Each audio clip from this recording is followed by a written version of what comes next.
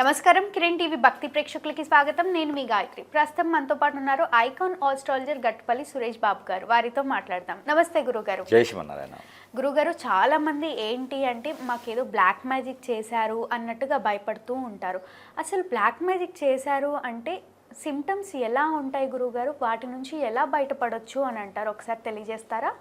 ఇక్కడ ముఖ్యంగా మనం రెండు విషయాలు మాట్లాడుకోవాలి. బ్లాక్ మ్యాజిక్, ఇక్కడ చాలా రకాల విద్యలు ఉంటాయండి. చాలా రకాల విద్యల్లో ఒకటైనటువంటి బ్లాక్ మ్యాజిక్. ఇందులో చాతబడి ఉంటుంది, హిప్నటిజం ఉంటుంది, బ్లాక్ మ్యాజిక్, వశీకరణం, బాగలముఖి, భానుమతి, యక్షిని, అలానే ఎన్నో రకాలు ఉంటాయి అనమాట. గురుగారు, మంచి ఉంది అంటే ఖచ్చితంగా చెడు ఉన్నట్టే కదా? చెడు ఉంది అంటే మంచి ఉన్నట్టే. మంచి ఎంత ఉందో చెడు అంటుంది, చెడు అంటుంది మంచి అంటుంది. ఇప్పుడు మొబైల్ మన చేతిలో ఉంటుంది, దాన్ని వాడుకునేటువంటి థియరీలో వాడుకుంటే మనకు బాగుంటుంది. వాడుకోలేనటువంటి వాడు కూడా ఉంటాయి అందులో. అవి వాడుకున్నాడు మనం ఇబ్బంది పడి రోడ్డు మీద పడిపోతూ ఉంటాం. అంటే మనకి ఏమైనా హింట్స్ వస్తూ ఉంటాయి కదా, అవి నిజమే అన్నట్ట ఏదో ఎవరో చేసినట్టు అనిపిస్తుంది. ఇప్పుడు ప్రతిరోజు కూడా మీ పని మీరు చేసుకుంటూ ఉంటారు, ఓపికన్నా లేకపోయినా మీ పని మీరు చేసుకుంటూ టైంకి తింటూ ఏదైతే వెళ్ళాలో జాబ్కో లేకపోతే బిజినెస్ మీరు చేసుకుంటూ ఉంటారు. గత 10 రోజులుగా మీకు బిజినెస్ అవ్వట్లేదు, ఖచ్చితంగా మనం అనుమానించాల్సిందే. మన ఓపిక నశించిపోతుంది. ఎన్ని టాబ్లెట్స్ వాడినా ఆరోగ్యం సహకరించట్లేదు, ఖచ్చితంగా మన డౌట్ రావాల్సిందే. వేరే ఆప్షన్ లేదు. ఏదో దీర్ఘకాలికమైన జబ్బు వచ్చింది కాదు, దీర్ఘకాలికంగా నీకేదో చేస్తున్నారని అర్థం. ఇప్పుడు మనతో చాలా ఆప్యాయంగా, ప్రేమగా, అనురాగంగా, కష్టనిష్టాల్లో తోడుకుంటూ మీ కష్టాలు బాధ్యత తీసుకునేటువంటి ప్రతి మనిషి కూడా దేవుడు కాదు, మనుషులే. కానీ వారికి కూడా స్వార్థం ఉంటుంది. కాబట్టి ఏమో చెప్పలేం, ఎవరు ఏ టైంలో ఎలా మారుతున్నారనేది తెలియదు. ఈ రోజుల్లోనూ కళ్ళు చెడ్డవి, నోరు మంచిదైనప్పటికీ కళ్ళు చెడ్డవి. కళ్ళు చూసింది మాత్రమే నోరు చెప్తూ ఉంది. కాబట్టి అబద్ధానికి నిజానికి తేడా ఉండేది ఎంత అంటే 4 ఇంచులు మాత్రమే ఉంటుంది. కాబట్టి ఏదైతే ఉంటుందో ఆ కళ్ళు చెడ్డవి. కాబట్టి ఆ కళ్ళతో చూసినవి అన్నీ కూడా మోసపూరితమైనవే ఉంటాయి. కాబట్టి మనలోని ప్రతి ఒక్కటి కూడా చెడుగానే అనిపిస్తుంది. ఆ చెడు తత్వంతో చేయించేదే ఈ యొక్క బ్లాక్ మ్యాజిక్లు, కాలాజాదులు, హిప్నటిజాలు, ఇవన్నీ ఉంటాయండి. చాతబడి, ఇవన్నీ చాలా రకాలు ఉంటాయి. స్పిరిట్స్ ఉంటాయి, ముందు పెట్టడం ఉంటుంది. అయితే ఇవన్నీ కూడా మనకి ఎందుకు చేపిస్తారు అంటే మనలో ఉన్నటువంటి మంచితనం, మంచి గుణం, ఎక్కడ వారికి జారిపోతారో అని తత్వం, లేదా వీరు ఎదగకూడదనే గుణం, ఇలా ఎన్నో రకాల కారణాలు ఉంటాయి అక్కడ. మనం ఎదుగుదల తట్టుకోలేనటువంటి వ్యక్తులు మన చుట్టూతూనే ఉంచారు. బయట నుంచి ఎక్కడ రారండి. దేవుడు మళ్ళీ వాళ్ళని సపరేట్గా పంపారు. మన చుట్టూతూ ఉండే వాళ్ళ గురించి మాత్రమే, మన చుట్టూతూ ఉండే వాళ్ళకి మాత్రమే మన విషయాలు తెలుస్తాయి. కాబట్టి మనకి ఏదైనా చెడు చేయాలంటే ఖచ్చితంగా మన చుట్టూతూ ఉండేవాళ్ళు మాత్రమే చేయగలుగుతారు. కాబట్టి మనం వాళ్ళని గమనించుకోలేకపోయినా పర్లేదు, కానీ మనలో సిమ్టమ్స్ గమనించుకోవాలి. ముఖ్యంగా ఎలాంటి సిమ్టమ్స్ ఉంటాయి? కాళ్ళు తిమ్మిర్లు ఎక్కటం, కాళ్ళు చేతులు గుంజటము, స్టమక్లో ఏదో తిరిగినట్టు ఉండడం, కొంచెం 2 ముద్దలు తినగానే కడుపు నిండిపోవటం, కళ్ళమ్మటి నీళ్ళు రావటం, పొరలు కమ్మటం, మసక రావటం, BP, sugar, thyroid, sinus, asthma లాంటివి రావటం, back pain, shoulder pain, muscles pain రావటం, కొంచెం సేపు ముందుకు నడిస్తే అలసట రావటం, ఇవన్నీ థైరాయిడ్ సమస్యలు అనుకుంటారు. మరొకటి 1 సైడ్ హెడేక్ రావటము, అలానే ముక్కులో నుంచి బ్లడ్ రావటము, చెవులు వినపడకపోవటము, కోపము, అనేజీ, అలానే ఆకలి అవ్వకపోవటము, ఇవన్నీ కూడా సిమ్టమ్స్. మన ఫేసు మారిపోవటము, అంటే ఉన్న ఫేస్ ఉండకుండా సన్నగా పడిపోవటము, మారిపోవటము, కోపం ఎక్కువ రావడం, చిరాకు ఎక్కువ పడటం, ఇంట్లో ఉండాలనిపించకపోవటము, అలానే ఇంట్లో మనకి ఎవరైతే మంచి చెప్తారో వాళ్ళందరినీ దూరం చేయటము, ఇవన్నీ సిమ్టమ్స్ అనమాట. లేదా నెగిటివ్ థాట్స్ రావటము, ఆర్థికమైనటువంటి ఇబ్బందులు రావటము, ఏ జాబు రాకపోవటము, MBA చదివిన స్టూడెంట్కి కూడా ఇలాంటివి జరిగితే జాబ్ రాకపోవటము. అందరూ అనుకుంటారు జాతకంలో పరిశీలన చేయాలి, జాతకంలో ఏదో లోపం ఉందని. లేదా ఒక్కొక్కళ్ళు యజ్ఞయాగాలు చేయండి, దప్పచపాలు బప్పాలు చేయండి, తగ్గిపోతుందని. ఇక్కడ ఉన్న సిమ్టమ్స్ గమనించుకోవాలి ముందు. మనకు అసలు ఏం జరుగుతుంది. బ్లాక్ మ్యాజిక్ అంటే దాంట్లో చాలా రకాలు ఉంటాయి. అష్టదిబ్బందన అంటే అదేంటంటే మనకి జాబ్ రాకుండా చేసి కాళ్ళకి ఇష్టంగా వేస్తాం అనమాట. అదేంటంటే జాబ్కి ఇంటర్వ్యూకి వెళ్తే మతిమరుపు వచ్చింది, ఇంటర్వ్యూకి వెళ్ళలేము, అటెండ్ చేయలేము, భయం ఏర్పడిద్ది, మాట్లాడాలన్న భయం ఏర్పడిద్ది. అలానే జాబ్ వచ్చిన చేయలేదు, సరిగా టైంకి మెయింటైన్ చేయలేరు, ఇవంటి సిమ్టమ్స్ వస్తాయన్నమాట. జాబ్ రాదు. జాతకం చూపించినప్పుడేమో ఈ అబ్బాయి మంచి ఎమ్మెల్యేను ఎంపీనో అవుతారండి, 10 మందికి జాబులు ఇవ్వగలుగుతారండి అంటాడు. వీడేమో ఆ 10 మందిలో ఒకటిగా జాబ్ కోసం ఎదురు చూస్తూ ఉంటాడు. అలానే కొంతమంది ఉంటారు, మంచి నాలెడ్జ్ ఉంటుంది, వీరు సలహా ఇస్తే ఎంతమంది బాగుపడుతూ ఉంటారు, వీరు మాత్రం తిరుగుతూ ఉంటారు గాలికి. అక్కడ కారణాలు ఏముంటాయి? ఇప్పుడు ఒక తల్లికి 4 బిడ్డలు ఉన్నారు, నలుగురు బిడ్డలకి జాతకం బాగానే చూపిస్తారు. నలుగురు బిడ్డలు ఒకటే కదా, జాతకం బాగా చూపిస్తారు. బాగా చూపించేసి వాళ్ళకన్నా పరిహారాలకి సమస్య పరిష్కారం చేసేస్తారు, దోషాల పరిహారం చేస్తారు. ఒక అబ్బాయి, పెద్ద అబ్బాయి కలెక్టర్ అవ్వాలండి, రెండో అబ్బాయి ఇన్స్పెక్టర్ అవుతారు, పోలీస్ అవుతారు, మూడో అబ్బాయి నావీకి వెళ్ళిపోతాడు, నాలుగో అబ్బాయి టీచర్ అవుతారు. ఓకే, చెప్పేస్తారు, చిన్నప్పుడే చెప్పేసుకుంటాడు. పెద్ద అబ్బాయి వాళ్ళు అనుకున్నట్టుగానే, ఆ గురువు గారు చెప్పినట్టుగానే కలెక్టర్ అయిపోయినాడు, రెండో అబ్బాయి పోలీస్ అయిపోయినాడు, అలానే మూడో అబ్బాయి కూడా అలా అనుకున్న అయిపోయాడు, నాలుగో అబ్బాయి ఏదైతే అవ్వాలనుకున్నాడో అది అవ్వలేకపోయాడు. మరి దోషాలు పరిహారం చేశారు, అన్ని రకాలు అయిపోయింది. ఎందుకు అవ్వలేకపోయాడు అంటే అబ్బాయికి ఎఫ్ఐఆర్ ఉంది, ఆ నాలుగో అబ్బాయికి ఎఫ్ఐఆర్ ఉంది.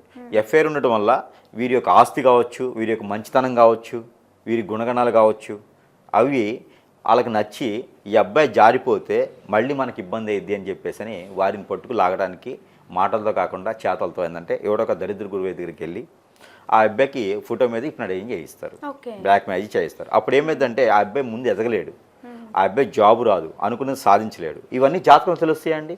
జాతకం చూసి వాళ్ళ అమ్మగారు నాన్నగారు పరిహారాలు చేయించారు. ఇవన్నీ జాతకాల్లో ఉండవండి. జాతకంలో నీకేదో జరుగుతుందని ఉంటుంది కానీ ఏం జరుగుతుందనేది ఉండదు. అవన్నీ కూడా మనలో ఉండేటువంటి సిమ్టమ్స్ చూసి గమనించుకోవాలి. అలానే ఆ అబ్బాయికి మొత్తం ఎడిపోయిన అష్టదిబ్బంది అయిపోతుంది, ఇంట్లో సరిగా ఉండట్లేదు, తల్లిగారి మాట, తండ్రి గారి మాట, అన్నయ్యల మాట, వదిలిన మాట, భార్య మాట, బిడ్డల మాట, ఎవరి మాట వినట్లేదు, ఒంటరి అయిపోతా ఉన్నాడు, పైకి నేను దూకేస్తా అంటున్నాడు. అసలు అన్ని రకాల సిమ్టమ్స్ అయిపోయినాయి. ఏదైనా ఉంది అని మెంటల్ హాస్పిటల్కో, పిచ్చి హాస్పిటల్కో, లేకపోతే నువ్వు హాస్పిటల్కో తీసుకెళ్ళి వైద్యం చేపిద్దాం అనుకుంటే అన్ని రకాల టెస్టులు చేసి దాంట్లో ఏముంటుంది టెస్ట్ చేస్తే ఇక జరిగింది వేరే కదా అంటే వాళ్ళకి గమనిక లేదు. ఇక చివరికి ఎవరు అడిగిపోతూ ఉన్నప్పుడు ఏంటయ్యా అంటే ఈ అబ్బాయికి హిప్నటైజింగ్ జరిగింది. ఎట్లా, ఎవరు చేయించినారంటే ఎఫ్ఐఆర్ ఉంది అబ్బాయికి, ఆ రకంగా వాళ్ళు లాగేయాలని చెప్పి చూశారు, జరిగింది. ఇవన్నీ కూడా ఏంటంటే సూక్ష్మంగా గమనించుకోవాల్సినటువంటి విషయాలు.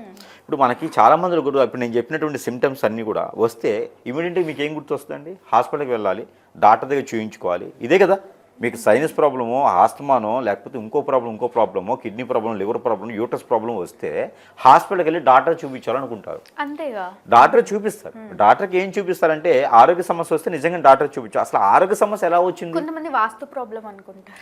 వాస్తు కూడా ఒక ప్రాబ్లమేనండి. వాస్తు ప్రాబ్లం ఎంతవరకు ఉన్నా కూడా పరిహారాలు ఉంటాయి. వాస్తును అలా వదిలేస్తే కూడా ఆర్థికమైన మాట ఇబ్బంది ఉంటుంది, కానీ చికాకులు పుకాకులు ఉంటాయి, కానీ మరి ఈ రకంగా బాడీలో ఆస్తమాలు వచ్చేసి కిడ్నీ లివర్స్ పోయేలాగైతే రాదు.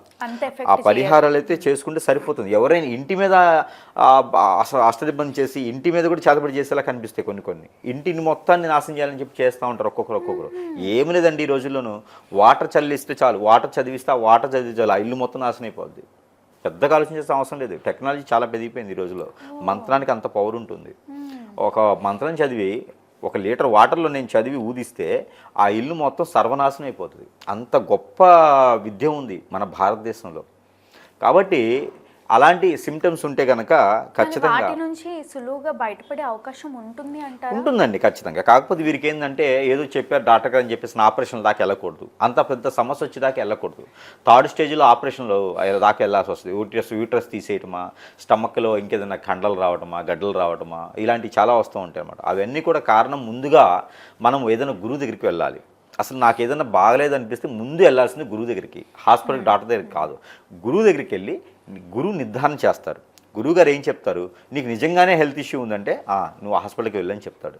లేదంటే లేదమ్మా నీకు హెల్త్ ఇష్యూ కాదు, నీకేదో చేయించి ఉంది అంటే నమ్మాలి, ఇంక తప్పదు. అక్కడ చేయించిందంటే మాత్రం పరిహారాలు గురువు దగ్గర దొరుకుతాయి. ఆ గురువు కూడా దరిద్రుడై ఉండి డబ్బులకి కొమ్ము కాసి, ఆ సొమ్ము కొమ్ము కాసేసి ఏదో చేసేస్తే తంత్రం ఏదో మసిబుసి మారడిగా చేసేస్తే మాత్రం సర్వనాశనం అయిపోతారు పిల్లలు. వీళ్ళు చాలా మంది చూస్తున్నాం కదా గురువు, విద్య ఎవరి దగ్గర లేదండి. విద్య అయితే ఎవరి దగ్గర లేదు, పని చేయట్లేదు. నేను ఇప్పుడు అదే చెప్తా ఉన్నాను. చాలా మంది కూడా నేనేం చెప్తున్నాను, గురువు దగ్గరికి వెళ్ళేటప్పుడు ఒకటి మనం కూడా గమనించుకోవాలి. అసలు ఆ గురువుకి విద్య వచ్చా రాదా, ఎంతవరకు నాలెడ్జ్ ఉంది, తను ఎంతమందికి న్యాయం చేశాడు, ఇవన్నీ కూడా గమనించుకోవాలి. ఉంగరాలు పెట్టుకున్నాడు, 10 ఏళ్ళకి 11 ఉంగరాలు ఉన్నాయి, నడుముకి బెల్ట్ ఉంది, కిరీటం ఉంది. ఇక వీటి దగ్గరికి వెళ్తే మనం బాగుంటామని కాదు, మన డబ్బులు తీసుకుని వాళ్ళు బాగుంటారు. కాబట్టి గురువుని కూడా వీరు ఎంచుకోవాలి. మాధ్యాలో ఉంది, చాలామంది విఐపీలు వచ్చారు, డబ్బులు ఇస్తే ఎవడైనా వస్తాడు. ఇవి కాదు కావాల్సింది. బట్టల షాపు ఓపెన్ చేయడానికి హీరోయిన్ వస్తుంది, కానీ బట్టల షాపు హీరోయిన్ కాదు కదా. కాబట్టి అట్లా కాదు. మనం ఏం చేయాలంటే ఒక గురువు గారిని ఎంచుకునేటప్పుడు ఆలోచించుకోవాలి, అసలు వీరికి ఎంత పేరు ఉందని కాదు ఆలోచించాలి, వీరు ఎన్ని పనులు చేశారు, వీరు మంచి చేయడానికా చెడు చేయడానికా ఆలోచించుకోవాలి. ఆలోచించుకున్న తర్వాత సంప్రదిస్తే నిజంగానే మీకు ఉన్నటువంటి సమస్య ఉంది అంటే అక్కడే మీకు 1000% మీకు అక్కడ అంత మొత్తం న్యాయం జరుగుతుంది, ఆ ప్రాబ్లం సాల్వ్ అవుతుంది. ఇక అప్పటికే అవ్వలేదంటే ఆ గురువుగారు చెప్తారు మీకు నిజంగానే ఆరోగ్య సమస్య ఉంది వెళ్ళండి అని. అప్పటిదాకా మాత్రము కనీసం నా సజెషన్ అయితే కనుక 6 మాసాలకు ఒకసారైనా గురువు గారిని సంప్రదించాలి. ఏదో ఒక గురువుని ఎంచుకోవాలి. మన వెనక బ్యాక్గ్రౌండ్లో గురువు ఉంటే ఆ బలం వేరు. అవును, నిజం ఇది. గురువు ఉన్న వారి వెనక దేవుళ్ళందరూ ఉంటారు. కాబట్టి మంచి గురువుని ఎంచుకొని వారి యొక్క సలహాలు తీసుకుంటే కనుక ఖచ్చితంగా మీకు ఇలాంటి ఏమైనా ప్రతి ఒక్కరికి సమాజంలో జరుగుతూ ఉంటాయి. ఏదైనా దిష్టి తీసేసి రోడ్డు మీద పడేస్తే కూడా దాటితే కూడా వస్తూ ఉంటాయి. ఒక్కొక్కళ్ళకి ఆత్మలు వస్తూ ఉంటాయి, జిన్నాతులు వస్తూ ఉంటాయి, పరిలు వస్తూ ఉంటాయి బాడీలోకి. అవే ఇప్పుడు మనకి అమావాస్య గ్రహణాల రోజున, పౌర్ణమి గ్రహణాల రోజున, కొన్ని కూర నక్షత్రాల రోజున తలస్నానం చేసి బయటికి వెళ్తూ ఉంటాం. అర్ధరేతులు ఎక్కడికెక్కడికో తిరిగి వెళ్తూ ఉంటాం. ఎవరు మనం చేయించే అవసరం లేదు. ఇలాంటివి మనకి చిన్నపిల్లలు ఏడుస్తూ నేలపాటు పడుతూ ఉంటారు. దిష్టి దోషాలు ఉంటాయి అన్నమాట, గ్రహ దోషాలు ఉంటాయి. ఇలాగా మనిషి నాశనం అవడానికి, మనిషి అనుకున్న పని ముందుకు వెళ్ళకపోవడానికి చాలా కారణాలు ఉంటాయి. దానిలో ఒక భాగం మాత్రమే మనం అనుకున్నట్టు బ్లాక్ మ్యాజిక్. కాబట్టి ప్రతి మనిషిలోనూ ఏదైనా సిమ్టమ్ కనిపిస్తుంది అంటే మాత్రం ఖచ్చితంగా సంప్రదిస్తే వారికి ఉన్నటువంటి సమస్యకి పరిష్కారం చూపించడానికి అవకాశం ఉంటుంది. తప్పితే చాలామంది చేసేవాళ్ళు తప్పితే ఆ చేసే వాటికి విరుగుడు చాలామంది చేయరు. మనం ఉన్న స్థానం ఏంటంటే అలాంటి ఏదైనా జరిగితే వాటికి విరుగుడు చేసే స్థానం. కాబట్టి ఎవరైనా బాధపడితే కరెక్ట్ కాదు. అది ముదిరిపోయి 4వ స్టేజ్ వెళ్ళేదాకా ఉండడం కూడా కరెక్ట్ అయినటువంటి విషయం కాదు. ఏదైనా ఉంది అంటే కనుక సంప్రదిస్తే సమస్యకు పరిష్కారం అయితే ఖచ్చితంగా చూపించడానికైతే సిద్ధంగానే ఉన్నారు. తప్పకుండా గురుగారు, బ్లాక్ మ్యాజిక్ చేశారు అని భయపడే వారికి ఎంతో చక్కగా మీ ద్వారా పరిహారం దొరుకుతుంది అని తెలియజేసినందుకు ధన్యవాదాలు.